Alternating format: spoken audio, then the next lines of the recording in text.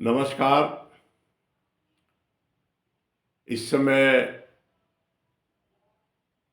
बच्चे अपने board examination की तैयारी कर रहे होंगे, 12th क्लास वाले बच्चे। साथ ही साथ में बोर्ड एग्ज़ामिनेशन के बाद कंपटीशन का एग्ज़ामिनेशन आएंगे। डिफरेंट कंपटीशन इंजीनियरिंग के हों, मेडिकल के हों।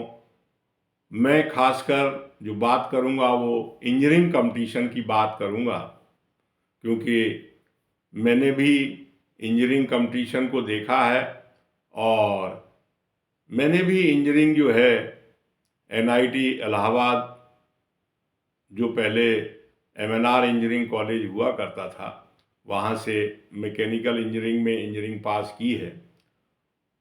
तो अपने जो पूरा कैरियर के अनुभव के आधार पे मैं खासकर ये वीडियो उन बच्चों के लिए बना रहा हूँ जो बच्चे कोचिंग के लिए, आजकल कोचिंग में बहुत ज़्यादा पैसा लगता है और पेरेंट्स अगर उतना बियर नहीं कर सकते हैं, बहुत ही महंगी हैं कोचिंग इंजीनियरिंग की कंपटीशन की तैयारी कराने के लिए। तो बिल्कुल घबराने की ज़रूरत नहीं है। आप मेहनत करके तरीके से पढ़ें तो आप बिना किसी कोचिंग के, बिना किसी एक्सटर्नल सहायता के अच्छे से अच्छा कंपटीशन निकाल सकते हैं। उसके लिए आपको अपनी टेक्स्ट बुक पे और अपनी सेल्फ स्टडी पे ध्यान रखना होगा, क्योंकि जितनी आप किसी दूसरे से, ट्यूशन से या कोचिंग के थ्रू आप स्टडी करते हैं, वो सपोर्टिव स्टडी होती हैं। उसके बाद आप जब घर पे आके पढ़ते हैं, टॉपिक्स को, उनको तैयार करते हैं, तब वो कन्वर्ट होती हैं आपकी सेल्फ स्टडी में। अगर बच्चे रेगुलरली मेहनत करें और अपनी सेल्फ स्टडी करें तो कोचिंग से भी अच्छे रिजल्ट्स आ सकते हैं। कोचिंग में आप देखें कि इतनी फीस हैं, इस समय बहुत ज़्यादा फीसें कर दी गई हैं कोचिंग की, जो कि आम आदमी, जो कि ज़्यादा जिनकी आमदनी नहीं है और बच्चे जो नहीं उसको दे सकते हैं, ऑनलाइन कोचिंग भी आजकल दिनों दिन काफ़ी अवेलेबल हैं, पर उनकी क्वालिटी क्या है किसी को पता नहीं है। लेकिन मैं इस वीडियो में यही समझाने की कोशिश करूंगा आपको कि आप जो हैं अपने आप पे विश्वास करें। आप अपने कॉलेज में, स्कूल में टीचर्स के साथ, और अब तो बहुत ही अच्छा है इस समय कि नेट पे सभी टॉपिक्स अवेलेबल हैं, क्वेश्चन पेपर अवेलेबल हैं, उनके आंसर पेपर अवेलेबल हैं, डिफरेंट बुक्स अवेलेबल हैं नेट्स पे ई फॉर्म में, जो कि सॉफ्ट फॉर्म में अवेलेबल हैं। तो आपको अब ऐसी परेशानी बहुत कम आनी है। अगर आपके पास कोई मोबाइल है और नेट सपोर्ट है तो आप आराम से बहुत ही अच्छी कंपटीशन की प्रिपरेशन कर सकते हैं। और कंपटीशन की प्रिपरेशन के लिए आपको ये ध्यान रखना है कि आप जो है जितनी भी अच्छे राइटर्स की टीचर से मिलें, टीचर्स बताएंगे अच्छे राइटर्स की, हर सब्जेक्ट की अपने अपने कंपटीशन की अच्छी अच्छी बुकें हैं, उनको आप नेट से डाउनलोड कर लें। अगर हार्ड अवेलेबल है तो अच्छी बात है, नहीं अवेलेबल हो पा रही तो नेट से डाउनलोड कर लें और उन टेक्स्ट बुकों से पढ़ें। अगर आप देखें कि जो भी आपका कंपटीशन का सिलेबस है वो लगभग आपके 12th क्लास के सिलेबस से लगभग पूरा मैच करता है, कुछ टॉपिक्स इधर उधर रहते हैं, उनको आप एक्स्ट्रा तैयार कर लें और उसके बाद आप टेक्स्ट बुकों के साथ जो है अपनी प्रिपरेशन करें। क्योंकि आप बोर्ड में भी देखेंगे कि जो आपका डबल फायदा हो जाएगा कि अगर आप कंपटीशन के साथ साथ बोर्ड की भी तैयारी करते हैं तो बोर्ड एग्जामिनेशन आपका काफ़ी स्ट्रॉन्ग तैयार हो जाएगा। और कंपटीशन के लिए आप कंप्लीट सिलेबस पे पूरा ध्यान रखें। फिर कंपटीशन में भी आप ये देखें कि इसमें भी लास्ट 5-6 ईयर या 10 ईयर्स के पेपर्स मिल जाए उन कंपटीशन के, किस पैटर्न में क्वेश्चन आ रहे हैं। क्वेश्चन के पैटर्न सब्जेक्टिव रहते हैं, कभी ऑब्जेक्टिव रहते हैं।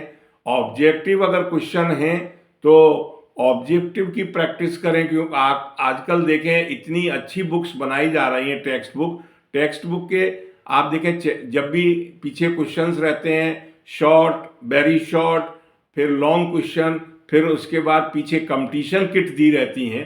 आप उन चैप्टर वाइज उन कंपटीशन किट की तैयारी करें जब भी आपको टाइम मिले।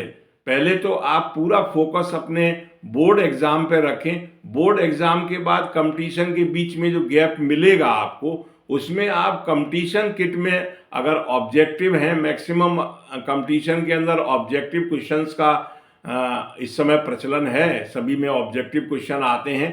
तो ऑब्जेक्टिव क्वेश्चन के अंदर आप जो हैं उन जब आपने थ्योरी कंप्लीट कर ली, न्यूमेरिकल लगा रखे हैं, तो उसके बाद ऑब्जेक्टिव क्वेश्चंस की प्रैक्टिस करें। ऑब्जेक्टिव क्वेश्चन की प्रैक्टिस के लिए आपको क्या करना पड़ेगा कि पीछे किट्स दी गई हैं कंपटीशन किट के नाम से हर सब्जेक्ट में, तो आप धीरे धीरे उन क्वेश्चंस को पहले लगाएं और लगाते टाइम उसी बुक में पेंसिल से टिक करें और फिर देखें आप उनमें पीछे आंसर भी दिए हुए हैं और सेल्फ चेक करें कि आपके कितने सही हैं। सही है, अच्छी बात है। जो गलत हो गए हैं उनको फिर टेक्स्ट बुक से पढ़ने की कोशिश करें, थ्योरी से लिंक करें, न्यूमेरिकल देखें या कोई जहाँ से भी लिंक क्वेश्चन है उनको समझें, कैसे सॉल्व हुआ है, हमारा आंसर क्यों गलत हो गया या थ्योरी में कहाँ हमने गलती कर दी है। तो आपका अपने आप जो है नॉलेज बढ़ती चली जाएगी, यानी ज्ञान बढ़ता चला जाएगा। और आप लास्ट में आप देखें कि पहले बार आपके जो हैं, अगर मान लीजिए आप 60% अटेम्प्ट सही कर पाते हैं, इसी को रिपीट करके पेंसिल को आप इरेजर से हटा दीजिए, अगेन अटेम्प्ट करिए, आप देखिए उसी किट में आपका प्रैक्टिस जो है 60 से बढ़ के 80 हो जाएगी, 80 से बढ़ के 90 हो जाएगी। और आपको जहाँ भी ऑब्जेक्टिव क्वेश्चंस नेट वगैरह पे पेपर्स पड़े हुए हैं उनको आप डाउनलोड कर लें, उनसे धीरे धीरे करके अपने आप को असेंबल करें ब्रेन के अंदर। और ये ध्यान रखें कि ये प्रैक्टिस अभी नहीं हो पाएगी, अभी आपके पास बोर्ड एग्ज़ाम का प्रेशर है, तो आप पहले बोर्ड एग्ज़ाम दें और बोर्ड एग्ज़ाम देने के बाद एक आपका कंप्लीट हो जाएगा, क्योंकि सबसे इम्पॉर्टेंट बोर्ड एग्ज़ाम है। और बोर्ड एग्ज़ाम के बाद जब आपको जो टाइम मिले, जो भी आपको टाइम कंपटीशन के हिसाब से मिलता जा रहा है, उसमें आप मैक्सिमम जो है टेक्स्ट बुक के हिसाब से तैयारी करें। वैसे तो जो बच्चे अब 12th में आएंगे उनके लिए एक सबसे अच्छी टिप्स ये रहेगी, जब आप 11th, क्योंकि 11th 12th का सिलेबस पूरा जो है कंपटीशन में आता है, तो आप 11 से ही जब चैप्टर तैयार करें तो साथ के साथ कंपटीशन किट को सॉल्व करना सीखें।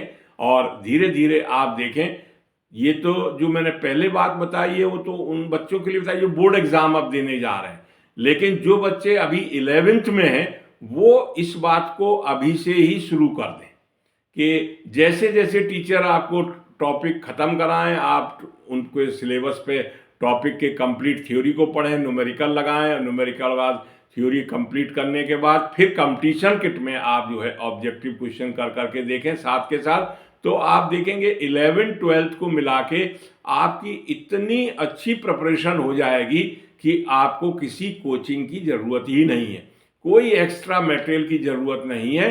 आप सब साथ के साथ 12th 11th और 12th के साथ ही इतना अच्छा कंपटीशन की प्रिपरेशन कर लेंगे कि आपका पहले अटेम्प्ट में ही बहुत ही बढ़िया सिलेक्शन हो सकता है। ये मेरा अपना खुद का अनुभव है, क्योंकि मैंने भी इन कंपटीशन को फेस किया है और मैं जब से अपनी सर्विस लाइफ में रहा तब से जब भी टाइम मिलता है तो बच्चों को टाइम टू टाइम गाइड करता रहता हूँ। मेरी हॉबी टाइप है एक तरह से, और उसी अनुभव के आधार पर मैं बताता हूँ कि आप कंपटीशन जो है बिल्कुल डरे नहीं। आप जो है बस एक स्लोगन ध्यान रखें कि वी कैन डू, हम कर सकते हैं। ऐसा नहीं, कोचिंग एक सपोर्टिव स्टडी है, वो ऐसे समझ लीजिए जैसे आदमी बैसाखी के ऊपर चलता है तो एक सपोर्ट हुई वो आपके लिए। लेकिन आपकी जितनी अच्छी सेल्फ स्टडी होगी उतना अच्छा आप कंपटीशन निकालेंगे।